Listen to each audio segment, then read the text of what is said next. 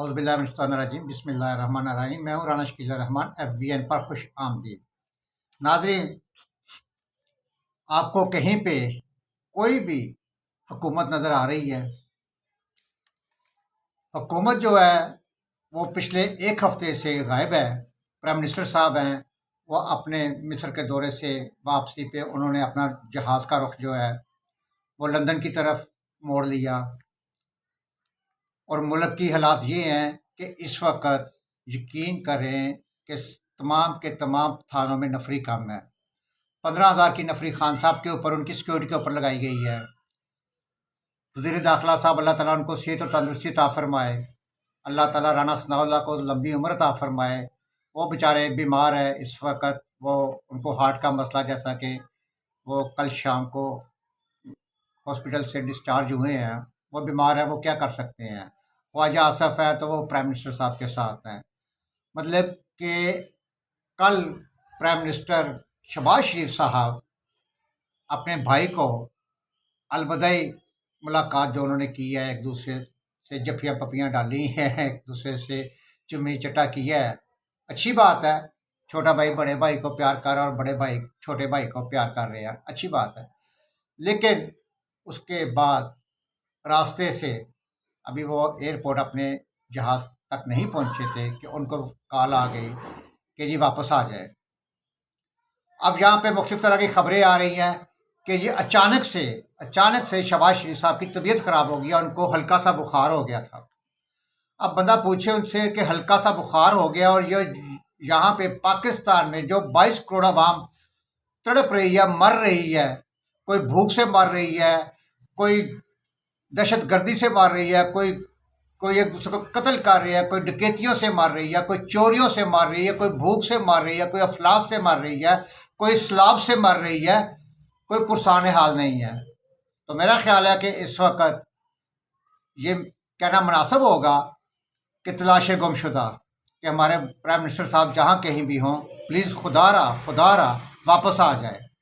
यार अपोजिशन है, खान साहब है, तो उन्होंने मुल्क का, पाकिस्तान का बेड़ा गर्क करके रख दिया है। वो क्या कहते हैं, पुरथा बना के रख दिया, उसका परथा बना के रख दिया बताओं की तरह। मकसद कि भाई ना कोई इधर मुल्क चल कैसे रहा है, कुछ समझ आ रही है कि मुल्क को कौन चला रहा है। सिर्फ और सिर्फ एक अल्लाह ताला के अल्लाह सुभान ताला ही चला रहे हैं। अल्लाह के सपुर्द दिया ये मुल्क हमारा। अब शहबाज शरीफ साहब के वापस जाने की एक तो बीमारी की वजह बताई जा रही है, लेकिन अपने ज़राए, हर एक के अपने अपने सोर्सेज होते हैं। मेरे सोर्सेज ने ये बताया है, पता चला है कि जब ये शहबाज शरीफ साहब मियां नवाज शरीफ साहब से मुलाकात करके वापस जा रहे थे, तो मियां नवाज शरीफ साहब को इत्तला मिली कि सऊदी अरब के मोहम्मद बिन सुलेमान साहब पाकिस्तान का दौरा उन्होंने मुलतवी कर दिया।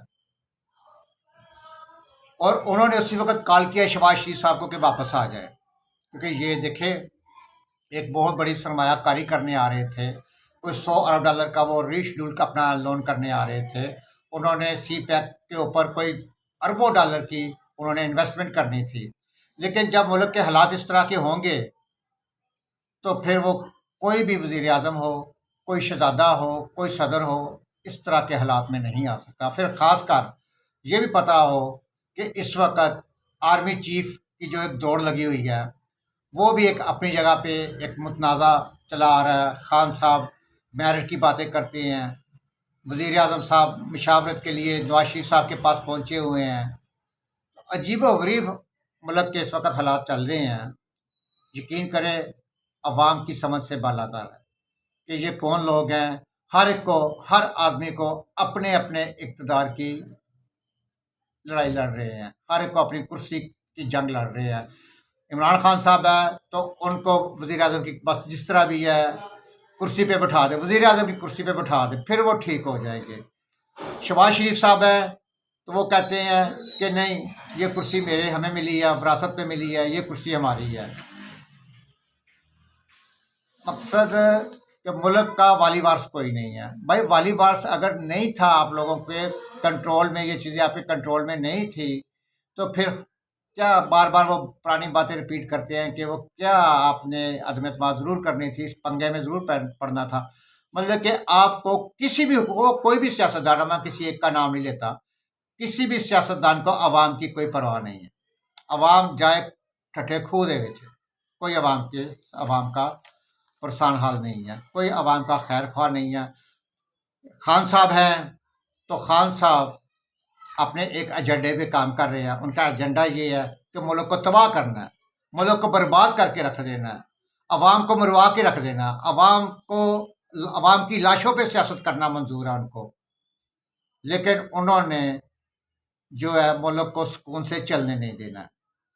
अब मोहम्मद बिन सुलेमान पाकिस्तान ना आने की मेन और बड़ी वजह यही है कि मुल्क के इस वक्त हालात ठीक नहीं है। ये लॉन्ग मार्च चल रहे हैं, ड्रामा मार्च चल रहे हैं, सर्कस मार्च चल रहे हैं, तो उन्होंने इस मुल्क में आके क्या करना है। नाज़रीन, एक बड़े ही सीनियर सहाफ़ी हैं नज़ीर लगारी साहब, और बड़े ही मैच्योर सियासतदान हैं, और वो बड़ी बारीक बीनी से हर चीज़ का एक मुतालिया करते हैं। वो कहते हैं कि इमरान खान के बारे में, उन्होंने नज़ीर लगारी साहब ने इमरान खान के बारे में एक बड़े संगीन इल्ज़ाम लगाए हैं कि इमरान खान को अमेरिका ने लॉन्च किया था। जिस तरह के सद्दाम हुसैन को एजेंट कहा जाता था, बाद में सबको पता चल गया कर्नल कज़ाफ़ी है, ओसामा बिन लादेन है, ये सारे अमेरिका के एजेंट हैं। पहले ये अमेरिका इनको एक कह ले कि उस मुल्क की जहाँ पे एक स्ट्रीट पावर बनाता है, उनको ऊपर लेके आता है। फिर बाद में अमेरिका अपने खिलाफ ही बुराइयाँ करवाता है, बुराइयाँ करके, जिस तरह के खान साहब ने, अमेरिका ने साजिश कर दी है। लेकिन अमेरिका के खिलाफ नारा नहीं लगाना, चुप, अमेरिका मुर्दाबाद नहीं कहना है।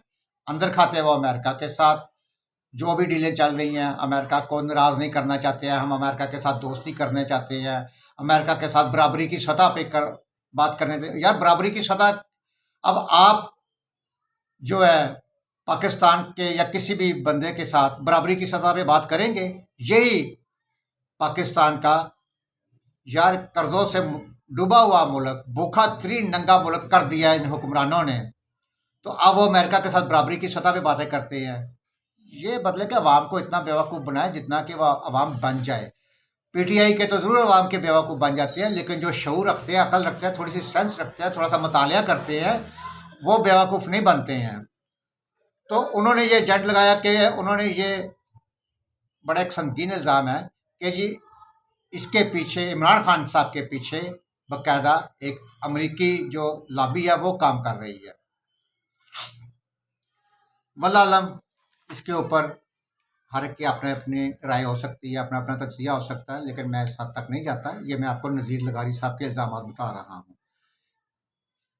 वो बता रहे हैं कि देखें, असल में जितनी भी सुपर पावर्स होती हैं, अमेरिका हो गया या पहले रशिया था, यूरोप है, जितनी भी ये सुपर पावर लोग हैं, खासकर अमेरिका, इनको सिर्फ और सिर्फ पाकिस्तान का या इंडिया हो गया, पाकिस्तान का न्यूक्लियर पावर जो है, न्यूक्लियर इनको खटकता है कि यार ये न्यूक्लियर जो है इनका किसी तरह से फ़ौज के अंदर डिवाइड की जाए, फ़ौज के अंदर तकसीम की जाए, फ़ौज को इतना इतना फ़ौज को आप गंदा कर दें, फ़ौज के ऊपर आप इतने इल्ज़ामात लगा दें, फ़ौज के चीफ को आप गद्दार, मीर जाफ़र, क्या कुछ इस तरह का बना दें कि फ़ौज के अंदर एक डिवाइड तकसीम हो जाए।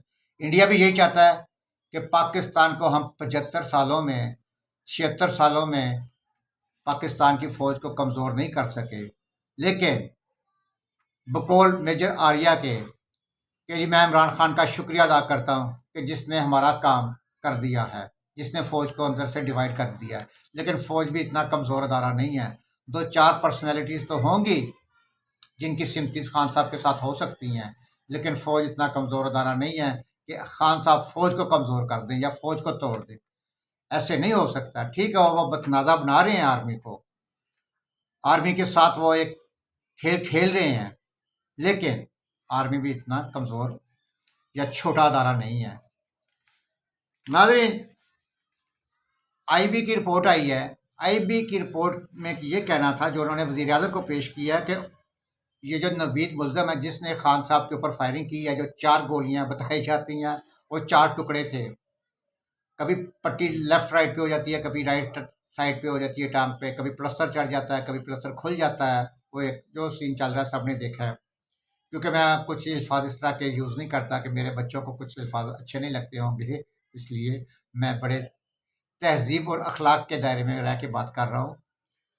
वो कहते हैं, आईबी की रिपोर्ट कहती है कि जी वो नवीद का अपना अमल था, इसमें कोई इसके बैक पे नहीं था, कोई इसके पीछे नहीं था।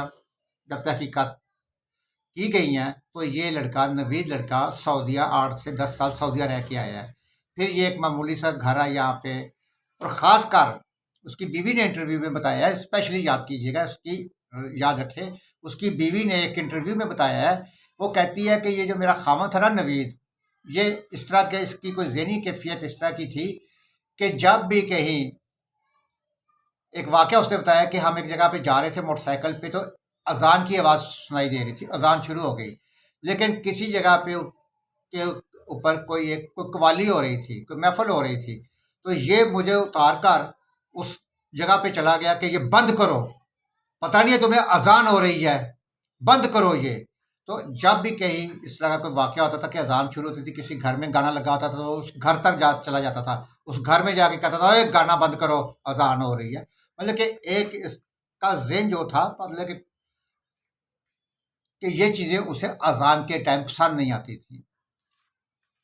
उसकी बीवी ने बताया कि ये जब से सऊदीया से आया है, सऊदी अरब से आया है, तो इसका ज़हन जो है वो इस तरह के, जब अज़ान हो जाए खामोशी, देखे है तो अच्छी बात है, खामोशी इख्तियार हो जाए, वो ख्वाह कव्वाली है, वो कोई नाते पढ़ी जा रही हैं, ये हमारे इस्लाम में भी है कि जहाँ पे अज़ान हो जाए हर चीज़ खामोश कर दी जाए, कव्वाली हो रही है, हत्ता कि नात भी हो रही है तो वो भी बंद कर दी जाए। तो यही इसका कहना था कि जहाँ पे नात हो रही है, कोई महफिल हो रही है, तो फौरी बंद कर दी जाए।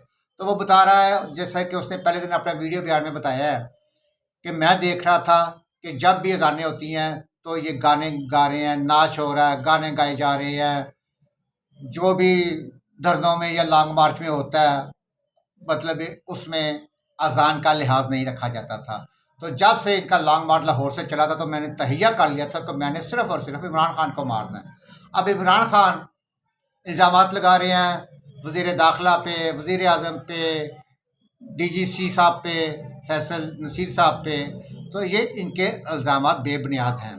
अच्छा, अब एक मैं प्रोग्राम में देख रहा था, तो वो इनके ही कुछ रहनुमा थे, वो बता रहे थे जी इनके खिलाफ एफआईआर नहीं हुई जिन्हें हमने नामजद किया है। अब खान साहब एक तरफ कहते हैं कि जी ये पहले इस्तीफ़ा दें, इस्तीफ़ा दे के बाद देखिए जी वज़ीर आज़म भी इस्तीफ़ा दे, वज़ीर दाखिला भी इस्तीफ़ा दे, और डीजीसी भी इस्तीफ़ा दे। यार लतीफ़ा ही है ना, ये एक मजाक ही है ना।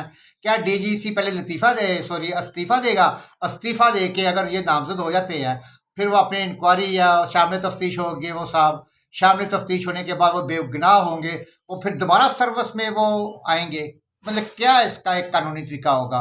पहले इस्तीफ़ा देते हैं, जब वो बेगुनाह हो जाते हैं तो प्राइम मिनिस्टर साहब भी दोबारा फिर नए सिरे से अपना एक वोट लेंगे। क्या करेंगे? क्या तरीका उसका कार होगा? खान साहब की ये जो डिमांड है, ये सरासर गलत है।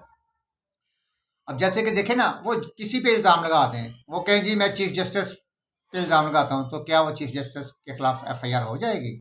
इस तरह नामुमकिन बात है। अब एविडेंस के साथ देखें, अब पूरी दुनिया में इस वक्त मजाक बन के रह गया है। खान साहब इंटरनेशनल लेवल पर एक मजाक बन के रह गए हैं। जैसा कि अमेरिका की उस लेडीज़ खातून ने इनका इंटरव्यू किया, CNN की जो थी लेडीज़ खातून, फिर उसके बाद वो टर्किश लेडीज़ ने उनका इंटरव्यू किया, एक और साहब थे उन्होंने इंटरव्यू किया, फिर जर्मन एक सहाफ़ी थी उन्होंने इंटरव्यू किया। 5 जगह पर उन्होंने इंटरव्यू किया, तो 5 जगह पर उनसे एक ही सवाल किया जा रहा है, एक ही सवाल कि ये आपके पास एविडेंस क्या है? आप प्राइम मिनिस्टर पे इल्ज़ाम लगा रहे हैं, वज़ीर दाखिला पे इल्ज़ाम लगा रहे हैं, डीजीसी साहब पे इल्ज़ाम लगा रहे हैं, आपके पास सबूत क्या है? तो खान साहब सबूत क्या पेश करते हैं जी? मैंने 2 महीने पहले वहाँ गया था, वो फिर ऐसे हुआ, मैंने वीडियो बनाई, फिर मैं रहीम यार खान के जलसे में मैंने बता दिया, फिर मैं गुजरांवाला के ग्राउंड में खड़ा था, फिर मैंने बता दिया, 4 कमरों बंद कमरों में 4 बंदों ने मेरे खिलाफ कत्ल की साजिश की है, वो वीडियो मैंने बाहर कहीं संभाल के रख दी है। फिर मैं वहाँ पे पहुँचा, पूरा एक आधा घंटा जो है ना, वो एक कहानी सुनाते हैं, जैसा कि अपने पसंदीदा सहाफ़ियों को सुनाते होते हैं, या उनकी एक रूटीन है शुरू से पूरे आधे घंटे। उन्होंने सवाल किया है कि आपके पास एविडेंस है या नहीं, जो इल्ज़ाम लगा रहे हैं आपके पास एविडेंस है, आप हाँ या ना में जवाब दें। है तो है, नहीं है तो नहीं है। आधे घंटे की, अच्छा वो आधे घंटे की हर सहाफ़ी ने, ख़वातीन सहाफ़ियों ने भी, लेडीज़ ने भी और उस बंदे ने भी, वो आधे घंटे की पूरी फिल्म एक बना, कहते ना यार ये 3 घंटे की फिल्म हैगी है, वो खान साहब, इमरान खान साहब 6 घंटे की फिल्म है ने, पूरी 6 घंटे की फिल्म चलाने के बाद फिर वो सहाफ़ी पूछते हैं कोई सबूत है आपके पास, फिर वो शुरू हो जाते हैं 6 घंटे की कहानी। फिर वो सहाफ़ी पूछती है कोई एविडेंस है, फिर वो 2.5 घंटे की कहानी शुरू। आखिर यकीन करें वो सहाफ़ी थक जाते हैं। अच्छा खान साहब अल्लाह हाफिज़। इस वक्त खान साहब इंटरनेशनल मीडिया के ऊपर पूरी दुनिया में इस वक्त एक मजाक बन के रह गई है कि ये बंदा अपनी पॉपुलैरिटी की वजह से अवामी, एक जो उनके साथ अवाम है वो अब इस्लामाबाद पे कब्ज़े के लिए दौड़े हुए हैं, अदारों के ख़िलाफ़ खेल रहे हैं, आर्मी के ख़िलाफ़ खेल रहे हैं। खान साहब खुदारा इस अवाम का सोचिए ना, आप मेरिट की बातें कर रहे हैं। तकरीर तो आपकी एक वही है, सिर्फ और सिर्फ एक ही तकरीर है आपकी। और ये 30 साल से ये चोर बैठ गए हैं, 30 साल से ये चोर उधर चले गए हैं, 30 साल से यूके का कानून ये कहता है, यूके का कानून वो कहता है, सबको पता है यूके का कानून क्या कहता है। आप ज़रा जाके उधर एक भी इस तरह के जितने इल्ज़ाम लगाते हैं, आप यूके बैठ जाके 1 महीने के लिए जाएं और उधर टीवी पे बैठ के किसी पे इल्ज़ाम लगाए। मेरा ख्याल आपने यहाँ पे सैकड़ों के हिसाब से इलेक्शन कमीशन, वज़ीर आज़म, वज़ीर दाखिला, आर्मी चीफ, स्टैब्लिशमेंट पे कईयों पे आपने इल्ज़ाम लगा रहे हैं, डीजीसी पे लगाया, आईएसआई पे लगाया आपने, सैकड़ों के हिसाब से आपने इल्ज़ाम लगाते हैं। एफआई ये इल्ज़ाम ज़रा यूके जाके टीवी पे बैठ के ये इल्ज़ाम लगाएं तो लग पता जाएगा खान जी, ये तो पाकिस्तान है जी, इतने तुम चल रहे है हो, ऐसे बातें नहीं करते। और मेरिट की कौन सी आप बात करते हैं, कौन सा मेरिट? उस्मान बुज़दार आपका मेरिट है?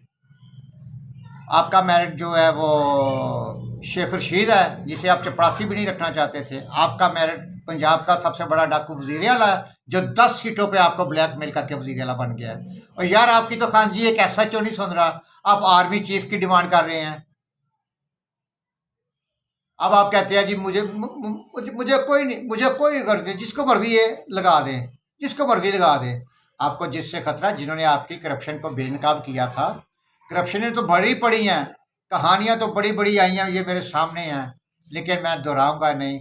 50 अरब जो था, मलक रियाज को 40 अरब दिया, 269 में 259 कनाल रकबा जो आपने मलक रियाज से गिफ्ट लिया है, और इस तरह की बहुत सारी कहानियाँ। मालम जब्बा ट्री है, बिलियन ट्री है, मालूम जब्बा है, रावलपिंडी रिंग रोड पे पता नहीं आपने अरबों खरबों रुपए की आपने करप्शन की हुई है, लेकिन वो आप उसी को पकड़ के बैठ गया। करप्शन से आप भी पाक नहीं है, सादक और अमीन आप नहीं है, नहीं है आप सादक और अमीन नहीं है। नाज़रीन, अब खान साहब के लिए मजीद शिकंजा तंग हो रहा है। कल लाहौर में जनरल बाजवा साहब भी पहुंचे हुए थे, अपनी अलविदा मुलाकातें कर रहे हैं, और उसके बाद सदर आरफ अलवी साहब भी पहुंचे हुए थे। तो खान साहब तो ऑलरेडी, अच्छा अब खान साहब को पंजाब पुलिस पे ट्रस्ट नहीं रहा है, उन्होंने केपीके की पुलिस से, केपीके से कमांडो ला के एक बख्तर में बैठे हुए हैं। एक मोर्चा बंद उन्होंने अपने घर को कर लिया, चारों तरफ से उन्होंने वो केपीके के कमांडोज के स्पुर्द कर दिया तमाम सिक्योरिटी अपने। कल वो एक वीडियो आई थी कि उनके घर के जो शीशे हैं वो भी उन्होंने बुलेट प्रूफ शीशे में लगा लिए हैं, और सीमेंट की, रेत की जो बोरियां भर भर के वो दीवारें उधर खड़ी कर रहे हैं। खान साहब को किस बात का डर है, किस बात का डर है खान जी? दिलेर लीडर तो बाहर निकलते हैं, दिलेर लीडर तो आगे आते हैं। आप जिन जिन की मिसालें देते हैं वो तो अवाम में जाते हैं, वो जेलों में भी जाते हैं, वो जाने भी देते हैं, जाने कुर्बान भी करते हैं। ऐसे मोर्चों में बैठ के, बख्तरों में बैठ के तो लीडरशिप नहीं होती है। लीडरशिप के लिए दिल चाहिए जो आपके पास नहीं है, जिगरा चाहिए जो कि अवाम में जाता है, जेलें भी काटता है। जेल से डर लगता है, डर लगता है जेल से, फिर लीडर ना बने। अगर जेल से डर लगता फिर लीडर ना बने। आप तो कहते हैं कि मैं ये मेरा टैची तैयार है, मेरा बैग तैयार है, जेल जाने के लिए, तो फिर ज़मानतें क्यों करवाते हैं? आप जेल जाएं। तो इलेक्शन तो अपने टाइम के साथ होंगे। बाकी इस हुकूमत का भी अल्लाह मालिक है, अल्लाह वारिस है। ना इसको, इस हुकूमत को कोई महंगाई से सरोकार है, ना कोई आवाम से सरोकार है, ना किसी और चीज़ से कोई सरोकार है। ये हुकूमत भी फारिग है। नाजरीन, इस प्रोग्राम के साथ इजाज़त दीजिए। अल्लाह हाफिज़।